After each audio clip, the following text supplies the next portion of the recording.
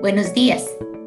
Les doy la más cordial bienvenida al segundo día del encuentro científico virtual Enfermedades Emergentes, Salud y Calidad de Vida en Poblaciones Vulnerables, organizado por el Programa de Investigación en Ciencias Psicológicas y del Comportamiento Humano de la Vicerrectoría de Investigación y con la colaboración del Ministerio de Salud, la Caja Costarricense del Seguro Social y el INDER, territorios de Quepos y Garavito. Les recordamos que las consultas a los expertos se hacen por medio de los chats de las distintas plataformas.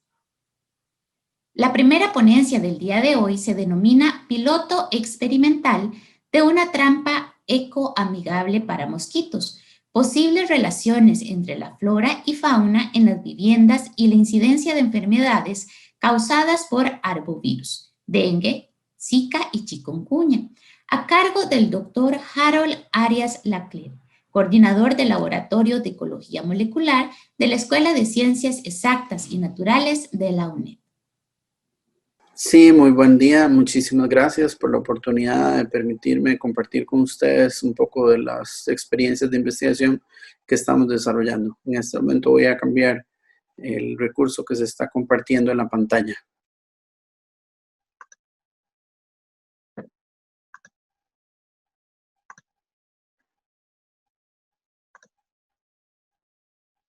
Sí, precisamente les voy a compartir dos iniciativas de investigación que estamos desarrollando. Una tiene que ver con un desarrollo experimental piloto de una trampa ecoamigable para la captura de adultos de mosquitos.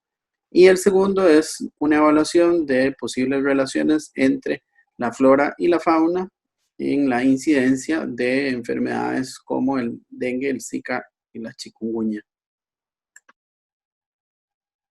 Les puedo comentar que en el mundo hay unas 3.500 especies de mosquitos ya descritas por la ciencia, de las cuales unas 6 especies de 3 géneros en específico tienen interacción directa con el ser humano. Estas especies se han, digamos, especializado en obtener sus recursos alimenticios asociados a las picaduras de humanos. ¿Cómo se explica esto? Bueno, ¿por qué 3.506, digamos, de 3 géneros han adoptado esta estrategia? Bueno, hace unos 10.000 años más o menos, los seres humanos cambiamos nuestra cultura de una cultura nómada a una cultura mucho más sedentaria con el desarrollo de técnicas de agricultura que hicieron que los seres humanos nos agrupáramos y nos asentáramos en pequeños, digamos, grupos comunales y grupos familiares. Esto permitió que los zancudos o los mosquitos de estas especies evolucionaran y se adaptaran a esos contextos, digamos, alterados por los seres humanos y los aprovecharan como una ventaja comparativa y competitiva con otros mosquitos.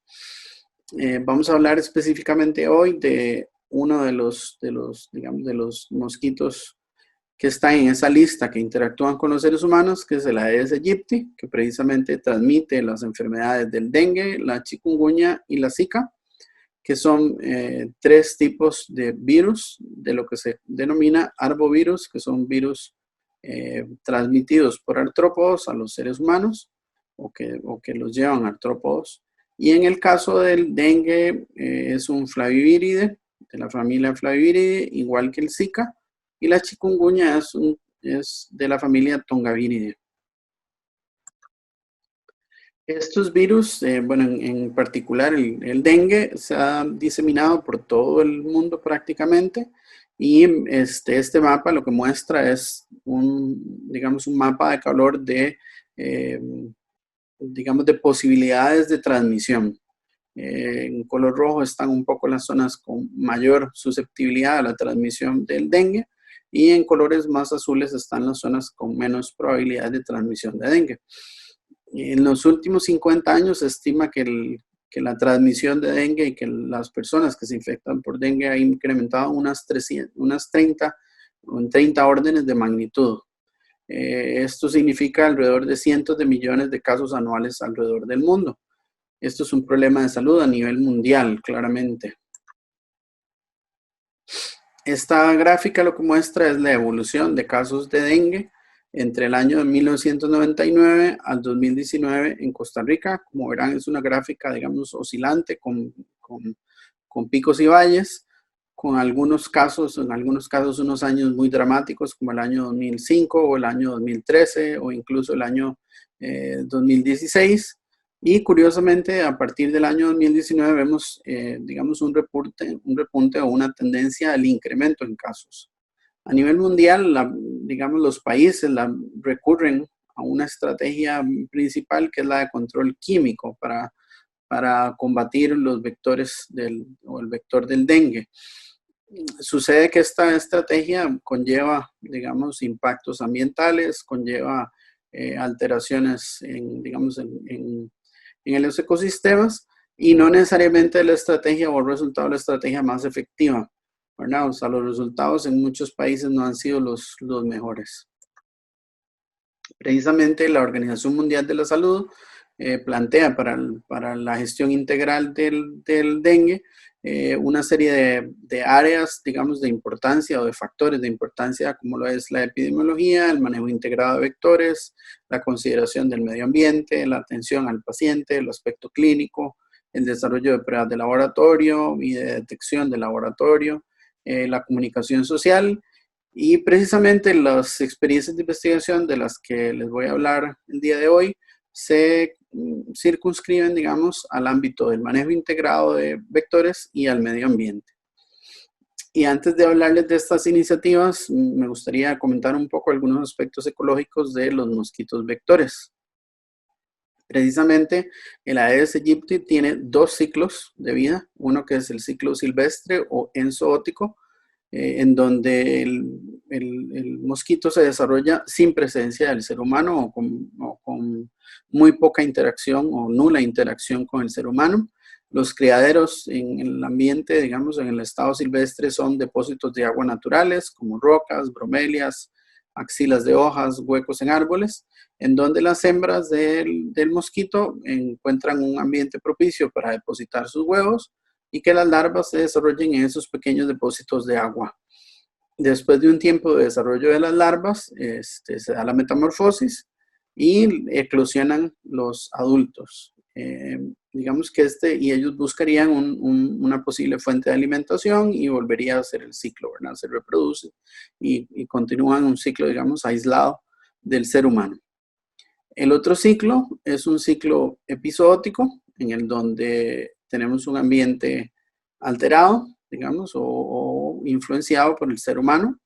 Los criaderos se dan principalmente en depósitos de agua relacionados con alteraciones que lo provoca el humano, como latas que dejan tiradas, canoas, botellas, neumáticos que acumulan agua, basura o contenedores para alimentar animales. Entonces, las hembras de los mosquitos encuentran en esos pequeños depósitos, digamos, artificiales de agua, depósitos artificiales de agua, un ambiente propicio para justamente poner sus huevos y que las larvas se desarrollen y eclosionen adultos. No necesitan una gran cantidad de agua para lograrlo, con una cantidad ínfima de agua ya lo pueden hacer, es un ambiente propicio. Les puedo comentar que digamos, dentro de la ecología de estos insectos, es curioso que las hembras son las que, digamos, tienen una expectativa de vida mucho más prolongada. Los machos apenas eclosionan, bueno, los dos sexos 24 horas después de eclosionar ya son maduros sexualmente y se reproducen, pero los machos apenas tienen una expectativa de vida de unas horas y un día o dos, lo más. Ellos se reproducen y después mueren. Las hembras sí tardan varias semanas vivas, incluso para buscar un sitio, justamente es una estrategia para buscar sitios donde depositar sus huevos. Entonces, en esas semanas, unas 4 o 5 semanas, necesitan buscar fuentes de alimentación. En su vida, una hembra de mosquito puede, digamos, volar unos 50 metros, más o menos, o hasta 3 kilómetros si necesita ubicar una fuente o un sitio apropiado para depositar sus huevos. Justamente cómo buscan sus fuentes de alimentación. Precisamente es porque son atraídas por fuentes de CO2. Los animales y los seres humanos producimos, ya sea en movimiento o en o en reposo, producimos CO2. Nuestro cuerpo produce CO2 al respirar, igual que un animal doméstico o un animal de granja que está, digamos, en el entorno en que nos acompañe, produce o es una fuente de CO2 y los mosquitos identifican esa fuente de CO2, se acercan ahí porque identifican que hay una fuente de alimentación, una fuente de sangre, que es el recurso del cual se alimentan y digamos que infectan. Y esta es la forma de transmisión de enfermedades, digamos, van de un organismo a otro transmitiendo un virus, ¿verdad? Al picar. Ahora bien, digamos, en nuestro proyecto de investigación hemos investigado o hemos tenido evidencias de que sugieren que trampas para el control de mosquitos adultos se pueden desarrollar con bioatrayentes que no necesariamente son químicos y que pueden ser efectivos para el control de vectores.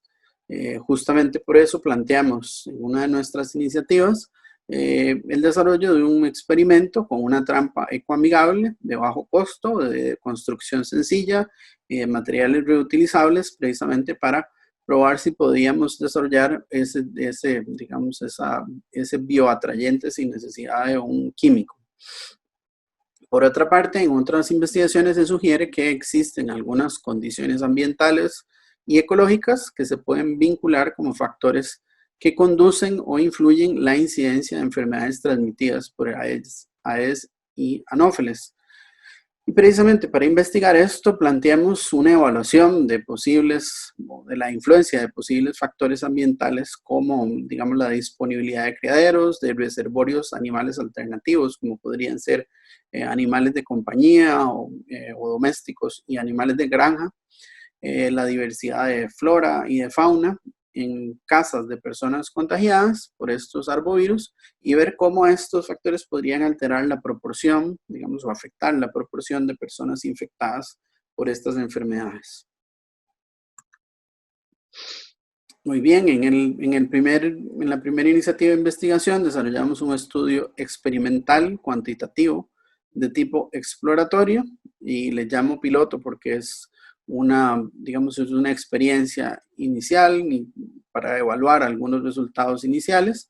Lo hicimos con 6 estudiantes voluntarias. Bueno, en realidad se involucraron más estudiantes del Centro Universitario de Quepos, pero 6 lograron, digamos, concretar su experimento enviando los datos que se podían aprovechar y que pudimos analizar. Aquí aprovecho para agradecer a la directora, doña Lourdes, por el apoyo y servir de catalizador para trabajar con los muchachos en el centro universitario. Usamos un diseño de experimento muy simple, que es cada estudiante desarrolló y preparó sus 3 trampas ecoamigables, las llevó a su lugar de habitación y hacía una evaluación cada 15 días de cada una de las trampas. Incluso algunos de los estudiantes compartieron, digamos, la tecnología de las trampas y de cómo se construían con algunos familiares y con algunos vecinos y propagaron un poco la idea de cómo se utilizaban estas trampas. Entonces, cada 15 días, cada una de las trampas se le hacía un filtrado del contenido y se le tomaban fotografías a ese contenido que nos lo enviaban a nosotros para el análisis. Cabe mencionar que 3 trampas en particular lograron, o una de las compañeras que estaba colaborando con el experimento, logró darle seguimiento a esas 3 trampas cada 15 días desde octubre del 2019 hasta febrero del 2020. Muy bien. ¿Qué hacíamos con el análisis fotográfico? El análisis fotográfico, bueno, hacíamos un conteo simple de insectos en donde contabilizábamos el número de moscas de la fruta, el número de mosquitos comunes del género Culex, por lo general, el número de moscas de musca doméstica, que es el nombre científico, y de otros insectos como escarabajos o abejas o larvas de algunos otros que caían dentro de la trampa. Los datos fueron analizados con análisis de varianza. La variable de respuesta fue estandarizada y se buscaron, digamos, en el análisis el efecto o digamos, el tratamiento, por así decirlo, de cada uno de los estudiantes y de sus trampas a lo largo del tiempo. En esta fotografía les quiero mostrar, bueno, cómo se prepara una trampa y cómo se vería, digamos, un filtrado al final de 15 días. Esta fotografía de la izquierda es un filtrado, ¿verdad? Ahí se ven las moscas, los pequeños puntitos café, por lo general son moscas de la fruta. Ya una vez con la fotografía uno las puede ampliar y identificar el contenido de la trampa digamos, en esa observación. ¿Cómo construíamos las trampas? Bueno, es una botella de plástico de algún refresco que por lo general hubiera terminado en un río o en el mar o en un basurero, ¿verdad?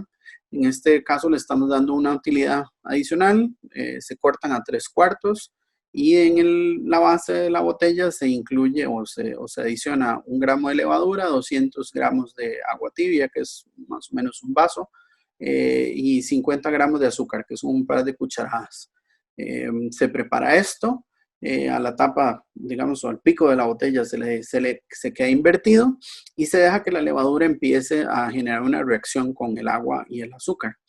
Esa reacción genera CO2, entonces se vuelve en una pequeña fuente de CO2, emanando CO2 que atrae a los insectos y la forma que tiene, digamos, esta cavidad no permite que ellos vuelvan a salir y se quedan atrapados en el contenido de la trampa. ¿Qué obtuvimos a nivel de resultados? Bueno, en el gráfico de la izquierda tenemos los conteos de mosca de la fruta. Ahí lo que tienen ustedes es el promedio de capturas de mosca de la fruta para las 6 trampas de las 6 estudiantes. Bueno, no, serían de las 6 estudiantes, no son 6 trampas, sino que cada estudiante tenía 3 trampas. Ahí tenemos el promedio de capturas y obtuvimos un resultado interesante, que es que habían diferencias significativas en la captura de moscas de la fruta entre las 6 estudiantes. En el caso del gráfico de la derecha tenemos captura promedio de zancudos comunes. No obstante, ahí no obtuvimos una diferencia significativa entre la captura digamos, el promedio de capturas de zancudos comunes. En la siguiente diapositiva tenemos la captura de moscas domésticas o mosca común y corriente, digamos, la que uno normalmente ve en las casas de habitación, que son bastante molestas. Y sí obtuvimos diferencias significativas entre cada una de las estudiantes, las trampas de los estudiantes, en la captura de moscas. En el caso de otros insectos como larvas, escarabajos, abejas, no obtuvimos diferencias significativas. Esto era algo de esperar, digamos, que en algunos grupos se viera marcada la diferencia entre digamos, las trampas de cada una de las estudiantes voluntarias, debido a que hay un efecto de sitio, digamos, en donde están ubicadas esas trampas. En esta gráfica tenemos algo interesante, que es una evolución a través del tiempo. Aquí curiosamente tenemos los datos de la trampa que se le pudo dar seguimiento, la estudiante le pudo dar seguimiento desde octubre hasta febrero. A lo largo de ese periodo se lograron 7 observaciones, que son los datos que tenemos ahí, del 1 al 7, son observaciones cada 15 días, desde tiempo 1 hasta tiempo 7. Y lo que tenemos es una evolución en la captura de cada una de esas, digamos, de cada uno de esos insectos. Como vemos, la tendencia más curiosa o más interesante es la de mosca de la fruta. Tenemos al principio muchísimas moscas en las primeras capturas y después vino descendiendo la efectividad de nuestra trampa. En el caso de los mosquitos comunes se dio una pequeña tendencia similar. Lo que pasa es que es un poco estable entre la observación 2 y 5 más o menos. En el caso de la mosca común y de otros insectos, digamos que en el caso de la mosca común hubo como una captura estable a través del tiempo, pero en el caso de otros insectos fue variable.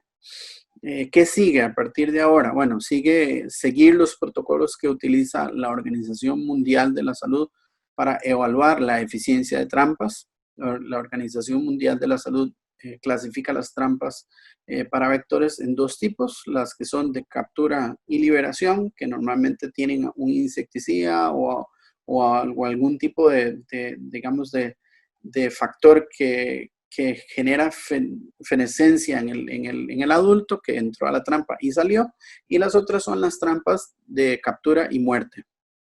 Y las de captura y muerte, que es donde estaría nuestra trampa ecoamigable, digamos, están las de captura y muerte física o la de muerte por la acción de algún insecticida. Nosotros no estamos usando un insecticida, entonces caemos en la clasificación de la trampa de captura y muerte. O sea, que físicamente el mosquito cayó dentro de nuestra trampa y físicamente no pudo. O sea, no le fue posible salir de ahí y mueren dentro de la trampa. Precisamente la OMS genera un protocolo, digamos, de cómo se desarrolla los estudios de eficiencia de este tipo de trampas. Es este cuadro que está aquí a la derecha de ustedes. Es un cuadro un poco largo de todas las fases que se van desarrollando, fases de laboratorio, fases de campo a pequeña escala, fases y evaluaciones de campo, digamos, a escalas mayores. Y bueno, la idea es desarrollar esto con nuestras trampas, desarrollar estos protocolos con nuestras trampas. En las imágenes de la izquierda les traje algo curioso. En el mercado venden trampas parecidas a esta, pero con una fuente de CO2 artificial. Incluso si lo ven en la imagen, tienen un pequeño tanquecito, como un pequeño extintor. Eso es una fuente de CO2 artificial. O sea, las trampas funcionan con una producción de CO2 artificial. Cuando se acaba esa fuente de CO2 artificial, la trampa deja de funcionar y hay que sustituirlo, ¿verdad? Entonces, bueno, nuestra trampa superaría esa limitación de orden tecnológico, digamos, con una solución relativamente sencilla, que es como levadura y agua para producir CO2. La fotografía del fondo, bueno, es una fotografía muy agradable con todo el equipo de estudiantes que estaban muy entusiasmados con conocer sobre las trampas. Y este día les mostramos cómo se elaboran y cómo se confeccionan. Y bueno, es una idea relativamente sencilla y que ellos pueden propagar con sus familiares y con sus vecinos. Ahora les voy a comentar sobre nuestra segunda iniciativa, que es la evaluación de factores ecológicos en la incidencia de estas enfermedades. Desarrollamos un estudio de orden cuantitativo, observacional, explicativo, en una muestra de 26 viviendas de personas positivas por prueba de laboratorio, confirmados por prueba de laboratorio, ya sea por dengue, zika o chikungunya, en el año 2016. Esta es información que proviene del Ministerio de Salud y la Caja Costarricense del Seguro Social. Gracias a los doctores por facilitarnos esta información. Y no está de más mencionar que es información que se ha tratado con muchísimo respeto, con confidencialidad, y que es información muy sensible y sabemos que debe ser tratada con digamos, con esa rigurosidad científica. Las 26 muestras fueron tomadas en el cantón de Parrita, en las localidades de Limbu, La Palma, Reformadores, Playón, La Corona y Sardinal. El muestreo fue realizado entre septiembre y octubre del año 2019. ¿Qué hacíamos en cada una de las viviendas? Bueno, en donde teníamos un registro de una persona positiva por dengue, zika o chikungunya, asistíamos al lugar donde estaba, digamos, registrado en el EVAIS como su lugar de residencia, y hacíamos en ese sitio una evaluación. Bueno, les preguntábamos si estaban de acuerdo en participar del estudio, y hacíamos un inventario de la diversidad florística en el lugar, un inventario de fauna, considerando fauna silvestre, fauna doméstica y de granja, y un inventario de criaderos, ya sea crípticos, que digamos que no son evidentes o que no son comunes, naturales y antropogénicos. Naturales serían aquellos que naturalmente son pocillos, en bromelias o en una planta, y antropogénicos aquellos como los que están en la imagen, que es un fregadero tirado, ¿verdad? Una disposición mal de un desecho, como ese fregadero, que sirve de criadero. Además, en cada uno de los sitios se anotó la ubicación, bueno, la localidad, el barrio en donde estaba y las coordenadas, ¿verdad? Y a cada uno de los núcleos familiares en ese lugar de habitación se les consultó cuántos positivos teníamos, ¿verdad? Cuántas personas habían sufrido de dengue, de zika o de chikungunya, y cuántos no habían sufrido ninguna de las enfermedades, ¿verdad? Toda esta información fue analizada, ¿verdad? Incluida un modelo lineal general que intentamos usar para explicar estadísticamente las relaciones, y utilizamos la herramienta de correlación de Pearson también. Nuestra variable respuesta es la proporción de positivos por cada unidad familiar o por cada vivienda, o sea, cuántos positivos habían del total. Es una razón, es un ratio, ¿verdad? ¿Cuántos del total? Y las variables independientes es el número de animales domésticos, el número de animales de granja, la riqueza de especies de fauna silvestre, la riqueza de especies de flora, la presencia de criaderos o no, y todo esto fue analizado. Aquí tenemos unas gráficas para ilustrar de manera muy general nuestra variable respuesta, cuál fue el promedio de los ratios de variable respuesta, los niveles de variación y demás. Bueno, no los quiero cansar con esa información estadística. Aquí tenemos un dato que me parece interesante. Tenemos el promedio o el número promedio de tenencia de animales, ¿verdad? Para perros, para gatos, para aves, digamos, como pericos o canarios o demás, para gallinas, en el caso de avícola, para cerdos, para vacas, para caballos y conejos. Esta información fue, digamos, correlacionada con nuestra variable respuesta, que es el número de personas positivas por alguna de las enfermedades en relación con el total del núcleo familiar, y obtuvimos que, bueno, no hubo una relación entre esas dos variables con el número de animales domésticos que tenían en las casas, ni tampoco con el número de animales de granja, ¿verdad? Se observan tendencias, pero no necesariamente una significancia en esos datos. En este caso sí obtuvimos algo que me parece interesante destacar, que es que la diversidad de flora en los sitios en el entorno en donde estaban estas personas sí tiene una relación con el número de personas positivas en esos núcleos familiares. ¿Qué encontramos? Bueno, que hay una correlación significante entre la flora y la diversidad de flora y las personas positivas o la cantidad de personas positivas en esos núcleos familiares.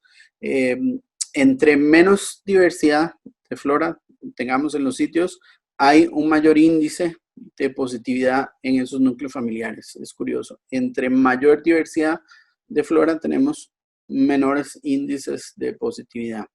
En el caso de la diversidad de fauna silvestre no encontramos una relación significativa entre esas variables. Aquí en el cuadro arriba es un poco complejo, digamos, son muchos números, pero lo que tenemos son un modelo lineal, y en ese modelo lineal se explica que la flora, o se resalta que la flora, diversidad de flora, la diversidad de flora es una variable, digamos, influyente en nuestra variable de observación, que es la tasa de personas infectadas por núcleo familiar.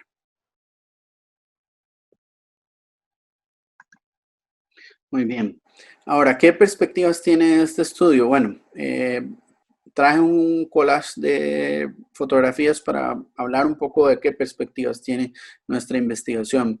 Nos interesa estudiar mucho lo que se observa en la fotografía de la izquierda, que es un entorno en donde tenemos fauna silvestre, vegetación, animales de granja, e incluso allá al fondo de la fotografía se ve lo que yo supongo es el dueño de ese caballo. Todos están ahí interactuando, e incluso hay un pequeño depósito de agua ahí en donde yo supongo que se puede criar, y es muy factible que se pueda criar el vector. Entonces, estas interacciones es lo que nos interesa seguir explorando, y cómo se desarrollan esas interacciones y cómo esto influye en que a una persona le pueda dar o no dengue o zika o chikungunya. En la fotografía de abajo a la izquierda tenemos lo que uno denomina una canasta de ropa, ¿verdad? Estaba tirada en un patio de una casa y tenía algo como poco menos de 1 litro de agua, y ya ahí habían larvas en esa canasta que estaba ahí. Bueno, nos interesa esto, ¿verdad? Cómo los seres humanos nos estamos provocando artificialmente la producción de criaderos para el vector. Y en las fotografías del centro y de la derecha tenemos, bueno, animales de compañía y animales de granja con los cuales las personas interactúan. La fotografía del centro son un par de cerdos que estaban en un pequeño, digamos, una pequeña chanchera, un pequeño chiquero, prácticamente en la sala de una casa. O sea, habían varias personas que tuvieron dengue y tenían estos 2 cerditos ahí. Yo sé que esta es una forma de sobrevivir, es una forma de obtener recursos y demás, pero también es un riesgo, ¿verdad? O sea, tener esto tan cerca de una casa de habitación se convierte o se podría convertir en un riesgo. ¿Por qué lo digo así? Bueno, pues porque estos 2 animales son una fuente de CO2 que atrae vectores, ¿verdad? En la fotografía de la derecha, arriba, tenemos un cerdito ahí comiendo en un depósito de plástico en una zona que es inundable. Esto es una zona cerca de un manglar y hay un cerdo en una pequeña chanchera que está elevada sobre el suelo precisamente porque es una zona que se inunda. La persona que vivía en esta casa le había dado varias veces dengue y tiene su lugar de descanso, digamos, de reposar cerca de donde están estos cerdos.